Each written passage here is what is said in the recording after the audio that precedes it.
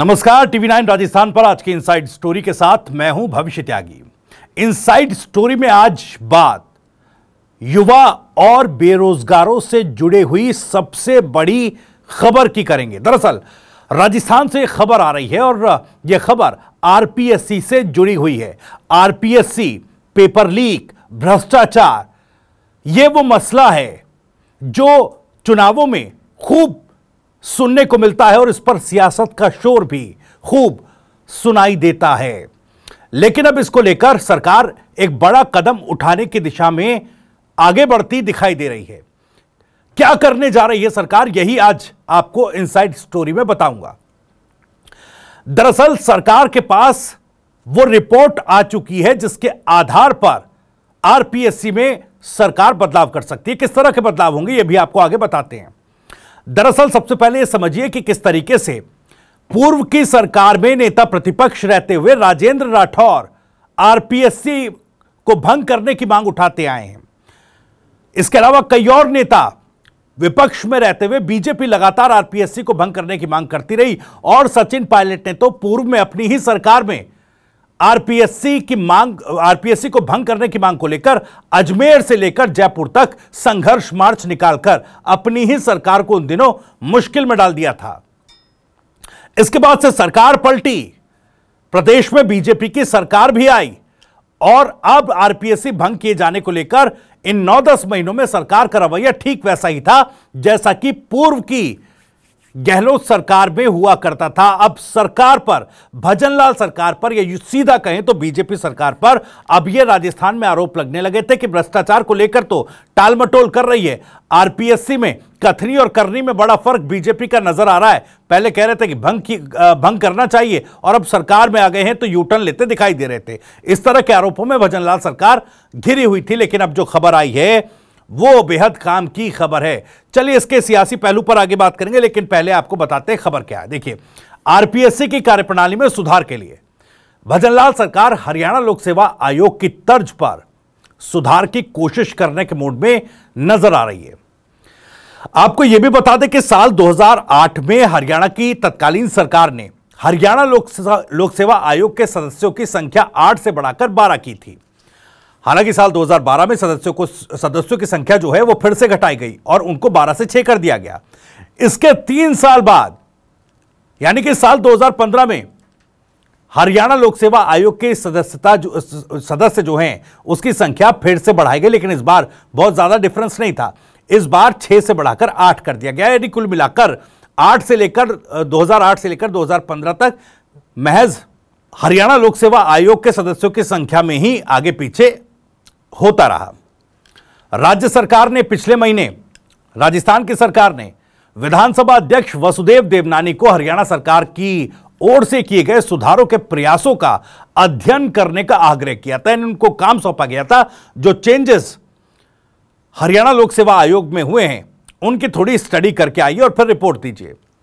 वसुदेव देवनानी की ओर से किए गए अध्ययन के बाद रिपोर्ट जो है राज्य सरकार को सौंप दी गई है। भजनलाल सरकार को फाइल बनाकर भेज दी गई है कि इस तरीके से सुधार किया जा सकता है। ऐसे में अब राज्य सरकार राजस्थान लोक सेवा आयोग में भी सदस्यों की संख्या बढ़ाने समेत कुछ और बड़े बदलाव करने जा रही है। विधानसभा अध्यक्ष वसुदेव देवनानी की ओर से हरियाणा लोक सेवा आयोग में किए गए बदलावों का अध्ययन करने के बाद अपनी रिपोर्ट जो है वो सौंपी गई है सरकार को और अब राज्य सरकार आरपीएससी में बदलाव करने के लिए जल्द ही विधानसभा में बिल लेकर आ सकती है। यह बड़ी खबर है। दरअसल बिल के जरिए सरकार आरपीएससी की सेवा शर्तों में संशोधन का प्रस्ताव रख सकती है और फिर इस बिल के पारित होने के बाद आयोग में अहम बदलाव किए जा सकते हैं। सूत्रों के मुताबिक आरपीएससी में सदस्यों की संख्या बढ़ाने के साथ साथ सरकार चयन का आधार भी, यानी कि सदस्यों को, अध्यक्षों को किस तरीके से चयनित किया जाए उस पर भी एक बड़ा बदलाव कर सकती है। क्योंकि अभी तक देखिए आरपीएससी में सदस्यों की नियुक्तियां राजनीतिक नियुक्तियों के तौर पर होती थी। अब जो संशोधन, सेवा शर्तों में जो संशोधन किए जा सकते हैं उसमें यह भी कहा जा रहा है कि इसमें योग्यता का प्रावधान लाया जा सकता है। योग्य सदस्यों की नियुक्ति से आरपीएससी में सुधार की कोशिश की जा सकती है। रिपोर्ट सौंपे जाने के बाद से चर्चाएं इस बात की शुरू हो गई हैं। अब आरपीएससी में एक अध्यक्ष और सदस्यों की संख्या 7 है, तय है। ये जो आरपीएससी में जो पूरा बॉडी है, आरपीएससी की गवर्निंग बॉडी जो है, उसमें एक अध्यक्ष और 7 अध्यक्ष, माफ कीजिएगा 7 मेंबर जो हैं वो हो सकते हैं। अध्यक्ष पद का फिलहाल जो है अध्यक्ष पद वो खाली चल रहा है। ऐसे में जो वरिष्ठ सदस्य हैं कैलाश मीणा, उनके पास अध्यक्ष पद का चार्ज है, एक तरीके से कहें तो प्रभार है। सदस्य का भी एक पद खाली है क्योंकि बाबूलाल कटारा को भ्रष्टाचार के, आरपीएससी में भ्रष्टाचार के मामले पर जो है गिरफ्तार भी किया गया था और निलंबित वो चल रहे हैं। मौजूदा 5 सदस्यों में डॉक्टर मंजू शर्मा, संगीता आर्या, कैलाश मीणा, कर्नल केसरी सिंह और मोहम्मद अयूब खान शामिल हैं। अब सदस्यों की संख्या बढ़ाकर राज्य सरकार मौजूदा सदस्यों को गोपनीय कामों से हटा सकती है। यानी कि मौजूदा जो सदस्य हैं आरपीएससी के, प्रशासनिक कार्यों की जिम्मेदारी देकर नए बनाए जाने वाले सदस्यों को गोपनीय कार्यों की जिम्मेदारी दी जा सकती है। किस तरीके से बदलाव आरपीएससी को बदलाव इसमें किए जाए, किस तरीके से रीस्ट्रक्चर किया जाए। लेकिन अभी बहुत कुछ इस पूरे मामले में सवालों के घेरे में है कि क्या हरियाणा की तर्ज पर महज सदस्यों की संख्या आगे पीछे करने का प्रावधान लाकर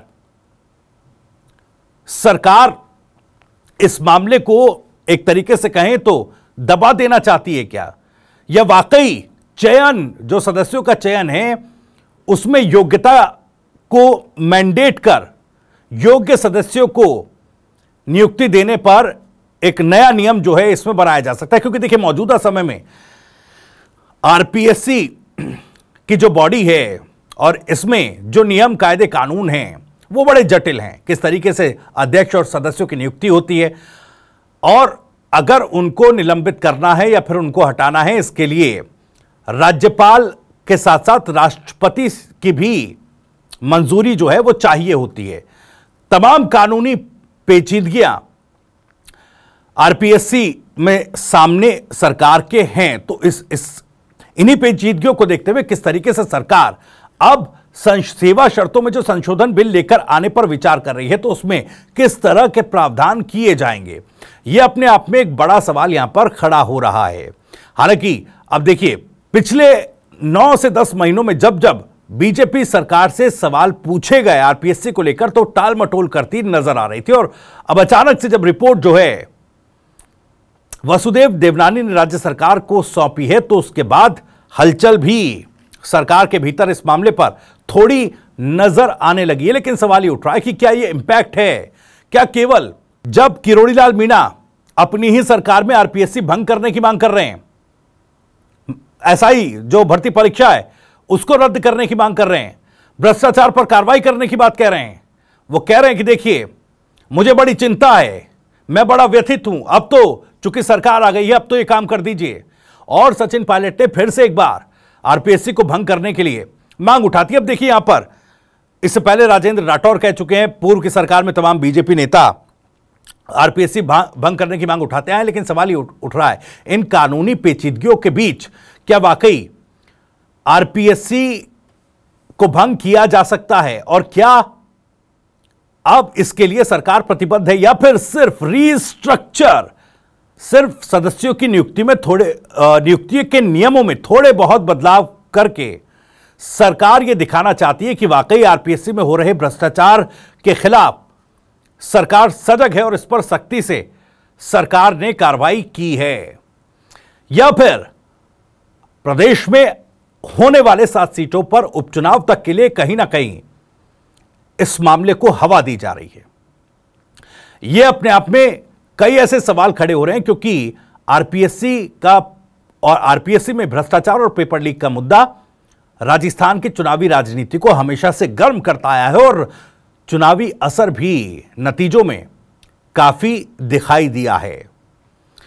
युवाओं से जुड़ा मुद्दा है, रोजगार से जुड़ा मुद्दा है। आप देखिए क्योंकि सरकार पूरी तरह से सजग इस तरफ होती नजर आ रही है, क्योंकि मुख्यमंत्री भजनलाल भी अब हर एक मंच से यह बात दोहराते नजर आ रहे हैं कि देखिए प्रदेश में इन 9 महीनों में लगभग 40,000 से ज्यादा नौकरियां दे दी गई हैं। प्रतिवर्ष लगभग 1 लाख नौकरी देने का वादा, इन 5 वर्षों में 4 से 5 लाख नौकरियां देने का वादा सरकार ने किया था।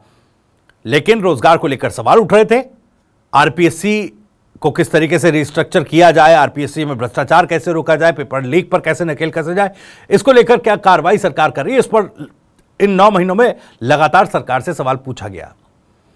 सरकार से यह भी कहा गया कि क्या सरकार ने बीजेपी ने विपक्ष में रहते हुए जो बातें कही, क्या उनसे यू टर्न ले लिया है?